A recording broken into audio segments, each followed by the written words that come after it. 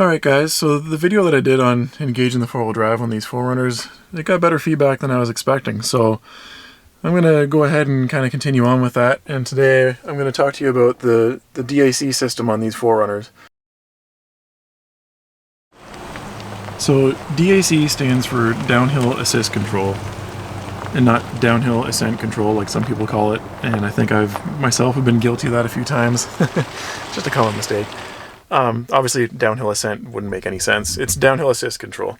So Toyota puts this system in these 4runners just to help you stay in control of your speed when you're crawling down a steep hill. What it does is it uses the ABS system to keep the speed below, I believe it's 3 miles per hour without you having to touch the brakes at all. So you can be going down a really steep hill with your foot completely off the brakes, and you won't be speeding up. It'll maintain a certain speed. And it just pulses the ABS system to be able to keep you crawling slowly. Now, to engage DAC, there's a few criteria that have to be met. First things first, you have to be in 4 low. So let's see if we can pop into 4 low when we're on the hill in the driveway here. There we go, that was easy. Next up, you have to be in first gear. So you have to shift all the way into low. So you're keeping the transmission stuck in first gear. And the only other thing is that you have to be doing less than 25 kilometers an hour, otherwise it won't engage. So aside from that, you just hit this button here, and you'll see the green light comes on in the dash. And that's how you know the system is now engaged. And now you can take your foot off the brake on a steep hill, and the 4runner is going to do all of the thinking for you to keep you crawling at a slow speed. So what if you've hit your DAC button and your green light in the dash is flashing? Well, that just means that the system didn't engage, and more than likely it's because one of the 3 criteria was not met. Either you were traveling too fast, or you weren't in first gear, or you weren't in 4-wheel drive low. And so that's what it's going to do when it isn't engaged. It's going to flash like that.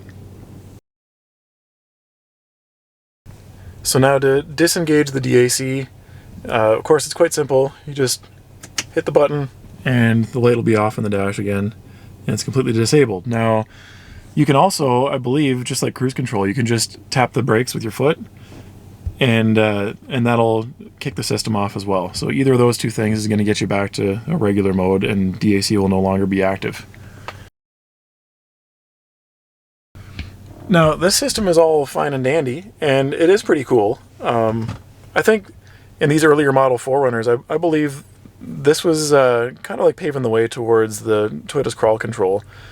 It's a very primitive, basic version of it, and obviously it doesn't help you with climbing or on flat ground, but it's a similar idea of using the ABS to control it.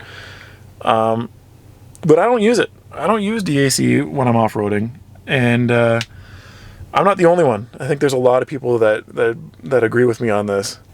For me, I just find that it still allows me to go too fast, and on a steep hill, I don't want to let the vehicle speed up even for a split second and then have to slam on the brakes with the ABS in order to maintain a certain speed, because traction that might have been there like 1 foot back is no longer there, and that abrupt kind of slamming on the brakes on a steep, slippery grade, I find is an easy way of breaking traction with your tires, and I just don't like it. I don't like the way it feels. I just don't really feel like it's that necessary. When you're already traveling in 4-wheel drive low, the gearing is so short, and the engine braking does such a good job of keeping you in control when you're trying to creep down a hill. I just don't really feel like it's necessary. So if I'm off-roading and I'm heading down a steep hill, I prefer to just keep it in 4-wheel drive low, and I just ride the brakes. And to me, that's a stable and consistent way of controlling my speed, and it's not waiting for it to speed up and then slamming on the brakes. To me, it just makes more sense, and it's up to you whether you use this system or not, but that's how you use it in these 4th gen Toyota 4runners. Anyways, thanks for watching, guys. Hopefully this helped you out a little bit if you had some questions about the DAC system.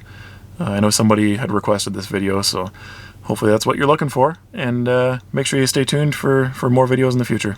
Thanks for watching.